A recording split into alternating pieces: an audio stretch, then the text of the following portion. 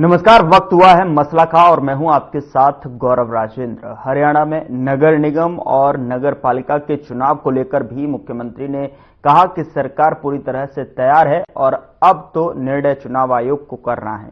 सरकार की तरफ से जो भी नगर निगम चुनाव को लेकर तैयारियां करनी थी वह सभी प्रक्रिया पूरी हो चुकी हैं। वहीं आम आदमी पार्टी पर भी निशाना साधते हुए मुख्यमंत्री नायब सैनी ने कहा कि आम आदमी पार्टी भी कांग्रेस की बी टीम है, साथ ही केजरीवाल के लोगों को गुमराह करते हैं और कांग्रेस की तरह पूरी आम आदमी पार्टी भी झूठ की राजनीति करती है और इस बार दिल्ली के लोग ऐसी पार्टी को दिल्ली से भी बाहर निकालने का काम करेंगे। तो वहीं कांग्रेस पर भी निशाना साधते हुए नायब सैनी ने कहा कि कांग्रेस अभी हार के जो सदमे में से बाहर नहीं निकल पाई है और यही कारण है कि बार बार ईवीएम पर सवाल उठा रही है। आज निकाय चुनाव के बारे में चर्चा करेंगे कि निकाय चुनाव को लेकर किस तरीके की तैयारी है, लेकिन मसला में सवाल ये कि स्थानीय निकाय चुनाव के हरियाणा में क्या समीकरण बने हुए हैं। सवाल ये भी जानने की कोशिश करेंगे कि विधानसभा चुनाव के नतीजों का जो असर है क्या निकाय चुनाव पर भी पड़ सकता है।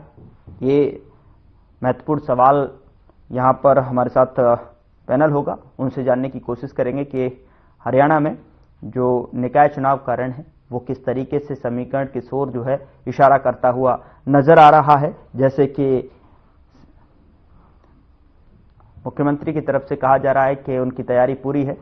प्रतिक्रिया सुनवा देते हैं, उसके बाद चर्चा की शुरुआत करेंगे।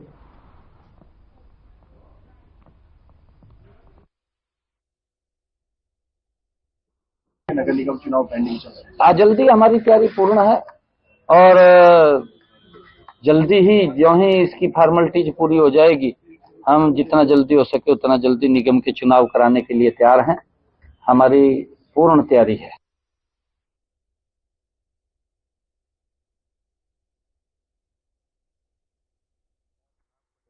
मुख्यमंत्री की तरफ से ये कहा गया कि उनकी तैयारी पूरी है और कुछ फॉर्मेलिटीज हैं, जैसे ही वो पूर्ण हो जाती हैं और निकाय चुनाव के लिए हमने पूरी तरीके से तैयारी कर ली है। लेकिन विपक्ष किस तरीके से किस मूड में दिखाई दे रहा है इस पर भी जानने की कोशिश करेंगे।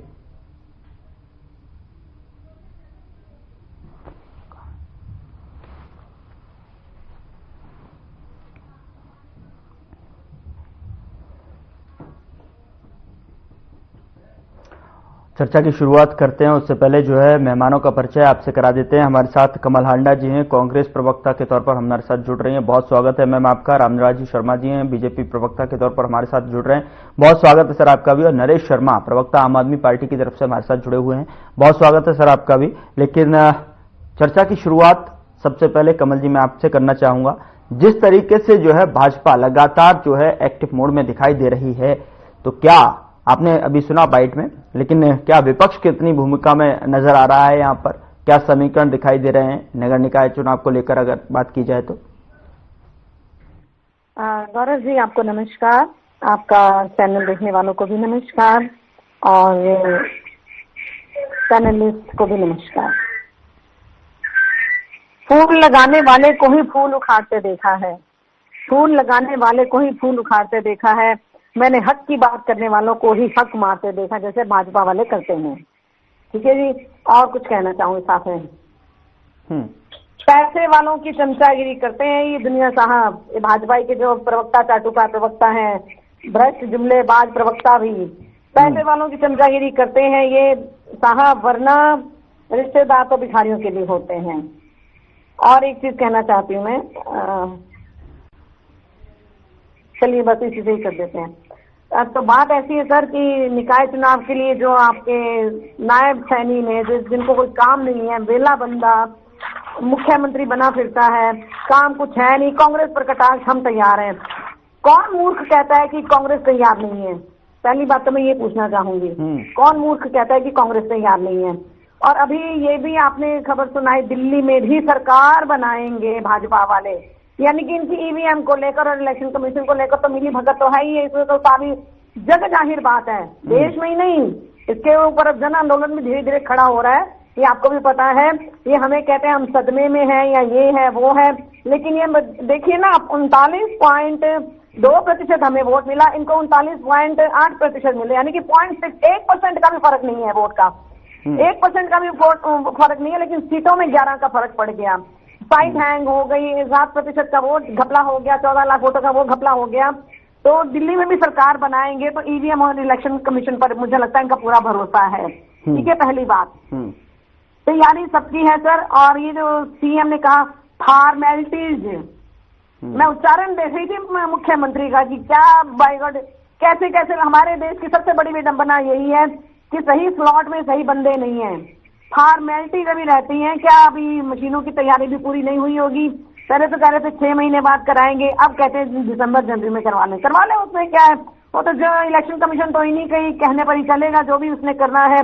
और मैं ये कुछ बातें मैं रखना चाहूंगी निकाय चुनाव को लेकर। एक तो 35 निकाय चुनाव लंबित है सर, 35 2017 में हुए, उसके बाद 2022 में हुए, लेकिन उसके बाद कोई चुनाव कराने की इनकी हिम्मत नहीं हुई, या इन्होंने किस वजह से नहीं कराया, क्योंकि घपलेबाजी तो बहुत चलती रही। कागजों में बहुत चीजें दिखी, कागजों में सड़कें भी दिखी, कागजों में आपकी वो सीवरेज क्लीन भी दिखाई दी, सड़कें भी दिखाई दी, लेकिन कागजों पर ही सब दिखाई दिया, धरातल पर कुछ दिखाई नहीं दिया। और मैं एक बात और पूछना चाहती हूँ कि पहले तो मेरे को इस बात का जवाब नोट कर ले भाजपा के प्रवक्ता कि इतनी देर क्यों की निकाय चुनाव में, पहला सवाल मेरा नोट कर लेना। दूसरा ये कि क्या चंडीगढ़ मेयर की तरफ से चुनाव करेंगे आप, कि वहां पर वो कैमरा लगा, उसको देख देख के आप बेईमानी करेंगे, या लोगों को वोट नहीं डालने देंगे, या वोट काटेंगे, जैसे दिल्ली में भी आपने किया, महाराष्ट्र में किया, हरियाणा में भी आपने किया। दिल्ली में भी अब इनको भी, आम आदमी पार्टी को भी पता चल गया कि हाँ ये कैसे घपले से जीती। अब इनको भी थोड़ा सा एहसास होगा कि कांग्रेस ऐसे ही नहीं बोल रही है। कांग्रेस के पास तथ्य है, हम तथ्य पर बात करते हैं। बाकी मैं कुछ बातें करना चाहूंगी कि करनाल का इनका जो काम हुआ, मैं इधर जैसे कालका पिंजौर की तरफ से मैं हूँ, तो आपको बता दूं मैं इधर कूड़े का इतना बड़ा पहाड़ है, कोई हद नहीं, उसको कभी आज तक मैनेज नहीं किया गया। Pinjore garden which is a tourist place, जहाँ पर लोग बहुत आते जाते हैं, उसके बाहर की सड़क बनी थी, 16.5 करोड़ दिया गया था, लेकिन वो सारा एमपी जो है वहां पर इनका कुंडली मार के बैठा है। और आपका पिंजौर में भी बहुत बुरा हाल है, सड़कों का इतना बुरा हाल है, इतना कचरा फैला हुआ है वहां पर, ये बेचारे नांदी बेचारे बैठते होते हैं तो देखकर बड़ा दुख होता है। टाइलीकरण किया इन्होंने करनाल में और अंबाला में, और भी कई जगह पे किया होगा, मुझे जिस जगह का पता है मैं वही बोलूंगी, मैं झूठ नहीं बोलूंगी क्योंकि मैं भाजपा ही नहीं हूँ मैं। ठीक है, करनाल में टाइलीकरण किया गया, पुरानी टाइलें लगी हुई अच्छी खासी, उनको उखाड़ कर दोबारा किया गया। अंबाला में भी यही काम किया गया टाइलीकरण का, और वहां पर जब पूछा गया कि भाई आप ये क्यों खा रहे हो, तो कहते ISI मार्क नहीं है। अरे भाई आपकी मशीनें ISI मार्क है, जो ईवीएम आप लगाते हो वहां पर वोटिंग के लिए, पहले तो उनका देखिए। फरीदाबाद के निगम में करोड़ों का घपला हुआ, इन्होंने काम कुछ नहीं करना। सीवरेज ओवरफ्लोइंग, बारिश से पिछले साल क्या हाल हुआ, घरों में कितना गंद फैला, कितनी बीमारियां फैली, कोई फॉगिंग नहीं हुई कहीं पर भी। यहाँ तक कि खबर फास्ट की जो एंकर थी किरण जी, उन्होंने बताया कि डेंगू इतना फैल रहा है लेकिन कोई फॉगिंग नहीं हो रही है। ये झूठ तो बोलते हैं, इन्होंने झूठ ही बोलना है अपने आप को। इनको शायद किसी चीज की तनख्वाह मिलती होगी, भगवान जाने, या ये चाटुकारिता कर करके अपना पेट भरते हैं ये लोग। चलिए ठीक है कमल जी, आऊंगा, मैं लौटूंगा आपके पास और तमाम सवाल जो है लेने के लिए। चूंकि डिबेट ओपन करते हुए सभी प्रवक्ताओं से जो है मुझे प्रतिक्रिया लेनी है। रामराज जी शर्मा जी हमारे साथ जुड़े हुए हैं और नरेश शर्मा जी भी आम आदमी पार्टी की तरफ से जुड़े हुए हैं। सबसे पहले शर्मा जी मैं आपके पास आना चाहूंगा, जिस तरीके से जो है समीकरण दिखाई दे रहे हैं और जिस तरीके से आपकी पार्टी जो है कहती हुई नजर आ रही है कि पूरी तरीके से हम जो है तैयारियां कर ली गई हैं और कुछ फॉर्मेलिटीज हैं वो करनी बाकी हैं, लेकिन क्या जो है स्थानीय समीकरण दिखाई दे रहे हैं आपको नगर निकाय चुनाव को लेकर अगर बात की जाए? और कमल जी जिस तरीके से सवाल कर रही हैं वो आप ही ने सुन भी लिया होगा, क्या कहना चाहेंगे? देखो, निकाय चुनाव के लिए हमारी तैयारियां पूरी हैं और बूथ लेवल तक हमारी कमेटियां बना दी गई हैं।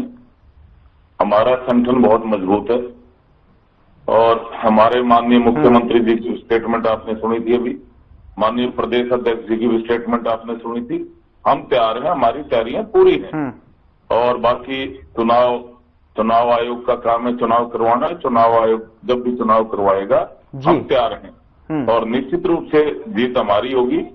जिस तरह से हमारे देश की जनता जनार्दन ने हमारे को आशीर्वाद दिया, केंद्र में तीसरी बार हमारी सरकार बनी और विश्व के सबसे लोकप्रिय और ताकतवर प्रधानमंत्री आदरणीय नरेंद्र मोदी जी तीसरी बार हमारे प्रधानमंत्री बने और उनकी अगुवाई में जिस तरह से हमारा देश आगे बढ़ रहा है, एक भव्य ऐतिहासिक राम मंदिर का निर्माण हुआ है, धारा 370 और 35 से जम्मू कश्मीर से हटाई गई है और आर्थिक दृष्टि से हम बहुत मजबूत हुए हैं। रक्षा के क्षेत्र में हम बहुत मजबूत हुए हैं।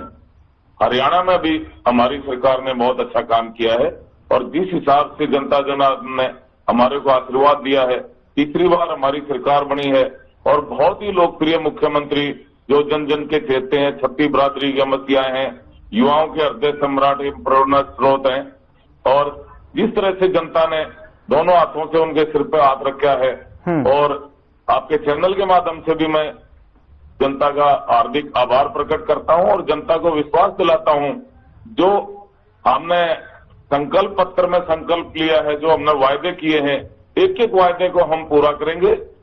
2 लाख भर्तियां भी करेंगे और भी जो हमने वायदे किए हैं हम सारे वायदे पूरे करेंगे क्योंकि माननीय मुख्यमंत्री जी जुबान के धनी हैं।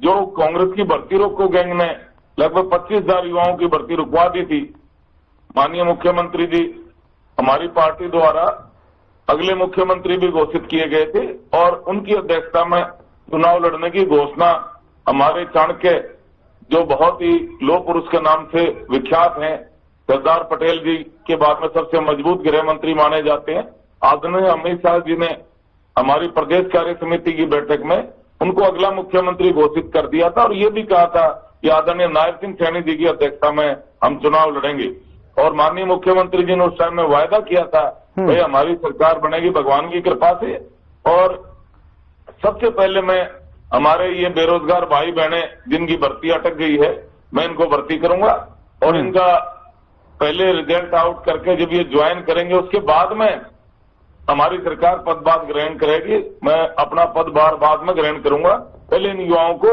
नौकरी दूंगा और उन्होंने वायदा निभाया। मैं माननीय मुख्यमंत्री जी का इस बात के लिए हार्दिक आभार प्रकट करता हूं और हमने वायदा किया था भाई जो कांग्रेस की सरकार में जो ठेकेदारी प्रथा थी, जो ठेकेदारी प्रथा के अंडर जो बच्चे लगे हुए थे वो कौशल रोजगार निगम में हम लेकर आए थे और माननीय मुख्यमंत्री जी ने हमारी सरकार ने वायदा किया था कि ये लगभग 1.25 लाख कर्मचारी हैं, हम इनको पक्का करेंगे।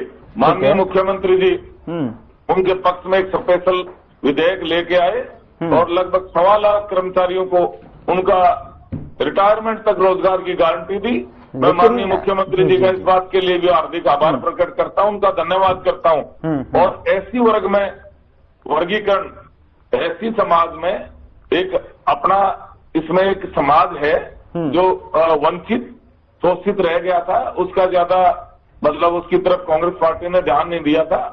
तो उस टाइम में हमने वायदा किया था भाई भगवान की कृपा से हमारी सरकार बनेगी और इसमें ऐसी समाज में हम वर्गीकरण करेंगे और माननीय मुख्यमंत्री जी ने इसमें जिसको डीएससी समाज के नाम से जाना जाता है, उन्होंने कहा था कि भाई हम इनका वर्गीकरण करेंगे। माननीय मुख्यमंत्री जी ने एससी समाज में वर्गीकरण किया और डीएससी समाज को उसका हक दिलाने का काम किया और जिस तरह से डीएससी समाज के लोगों ने, हमारे भाई बहनों ने माननीय मुख्यमंत्री का जींद में एक भव्य ऐतिहासिक स्वागत किया, एक विशाल जनसमूह इकट्ठा हुआ, लाखों की संख्या में इकट्ठे हुए और माननीय मुख्यमंत्री जी का लेकिन सर वो समय बीत गया, वो सब चीजें हो गई। लेकिन अब जो है निकाय चुनाव पर आते हैं, थोड़ा सा समय भी कम है और ऐसे में निकाय चुनाव पर मुद्दे की अगर बात करें तो इसमें क्या लग रहा है आपको जो है विधानसभा के जो चुनाव के नतीजों का असर या फिर चुनाव के जो जिस तरीके से जो है नतीजे आए थे उसका प्रभाव यहाँ पर देखने को मिल सकता है? संक्षेप में जरा बताएं।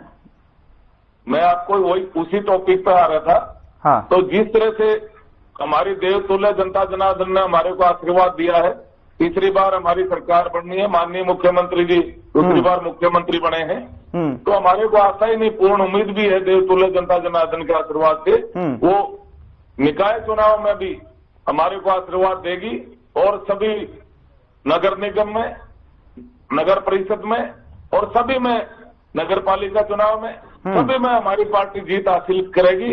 हर जगह कमल खिलेगा और ये ऐसा हमारे को आशा ही नहीं, पूर्ण विश्वास, कॉन्फिडेंस और जनता भगवान का रूप है। हम जनता को भगवान देवतुल्य मानते हैं, जबकि कांग्रेस पार्टी वाले तो जनता को कोसने में कोई कसर नहीं छोड़ते। कांग्रेस पार्टी के इनके एक नेता हैं, राष्ट्रीय नेता इनके, वो जनता जनार्दन को राक्षस कहते हैं, राक्षस। और फिर कहते हैं मैं मैं बीजेपी का वोटर राक्षस है, राक्षस है। और मैं जनता मैं शराब देता हूँ, कुरुक्षेत्र की धरती से शराब देता हूँ। अरे भाई आप तो डायलॉग हर बार रटे वही बकवासबाजी इनकी चलती है, बेवकूफ। चलिए चलिए, ठीक है शर्मा जी, ठीक है शर्मा जी। नरेश जी मैं आपके पास आता हूँ। शर्मा जी ठीक है, पर्सनल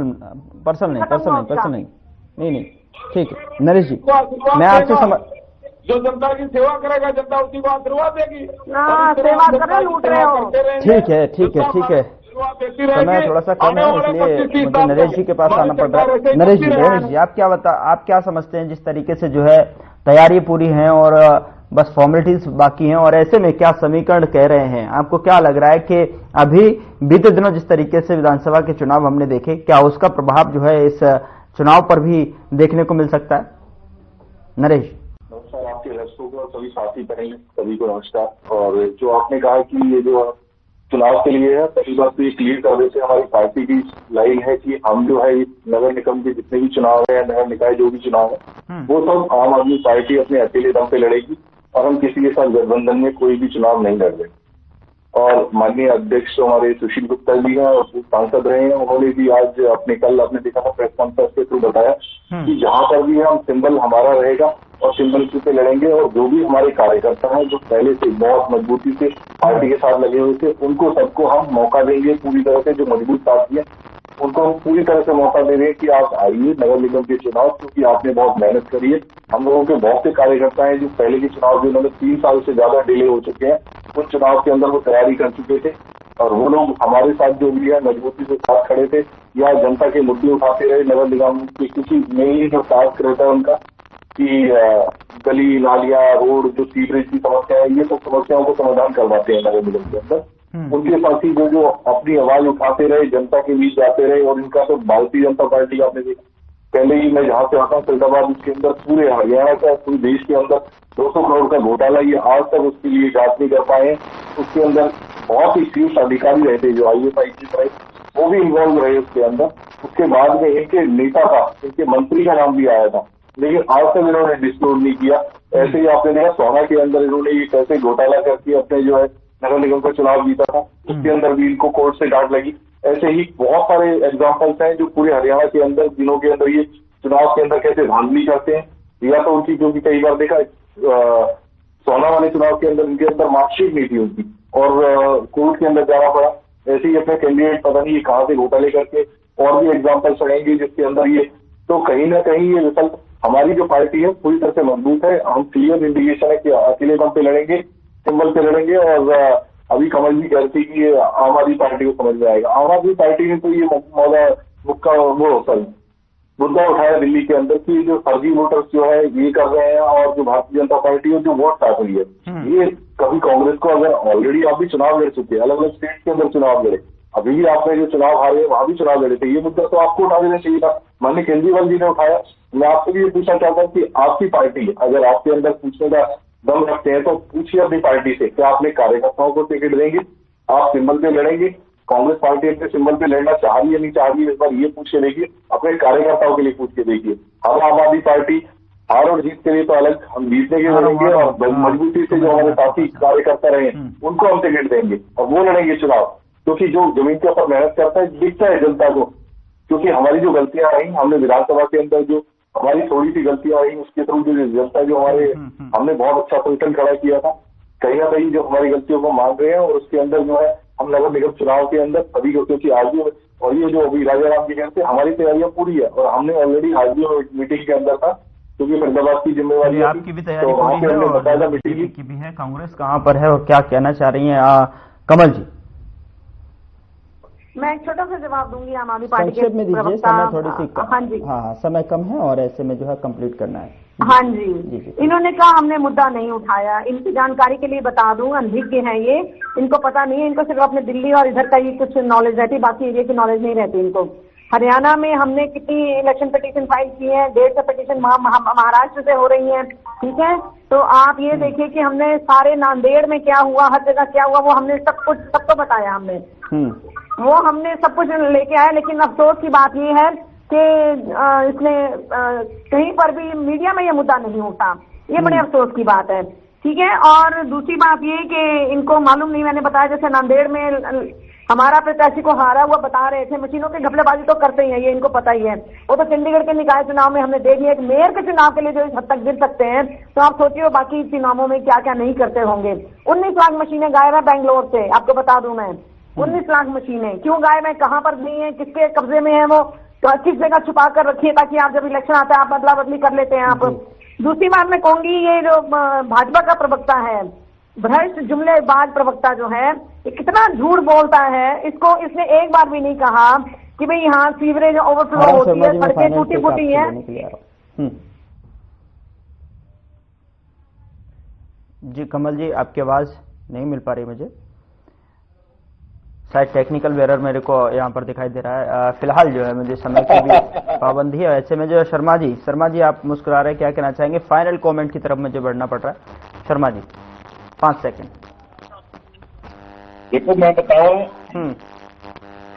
ये कांग्रेस की प्रवक्ता इनकी आदत है, कभी तो ये आपके चैनल वालों को कोसने लग जाती हैं, कभी हमारे ऊपर तरह तरह की बातें करती हैं, लेकिन महिला है, हम कुछ इसलिए कुछ कहते नहीं, भाई चलो कोई बात नहीं। जी, और जी, हम बड़ा शालीनता से इनकी बातों का जवाब देते हैं। कांग्रेस पार्टी ने एक झूठ बोलने की फैक्ट्री लगा रखी है, ये भी बहुत झूठ बोलती है, इनका हर प्रवक्ता झूठ बोलता है। इन्होंने लोकसभा चुनाव में भी झूठ बोला, इन्होंने झूठ बोला आरक्षण खत्म करा जा रहा है, आरक्षण खत्म करा जा रहा है, इन्होंने झूठ बोला लोकसभा चुनाव में संविधान बदला जा रहा है, संविधान बदला जा रहा है, इन्होंने झूठ बोला बहनों के खाते में। चलिए बहुत बहुत शुक्रिया कमल जी, रामराजी जी और नरेश जी आपका हमारे साथ चर्चा में शामिल होने के लिए। लेकिन सवाल यही बना हुआ है कि आने वाले दिनों में जो है किस तरीके से जो है हरियाणा में निकाय चुनाव के समीकरण हैं, किशोर इशारा कर रहे हैं, कौन सा दल जो है कितना तैयार है, वो आने वाले समय में जो है धरातल पर दिखाई देगा। फिलहाल मसला में इतना ही। नमस्कार।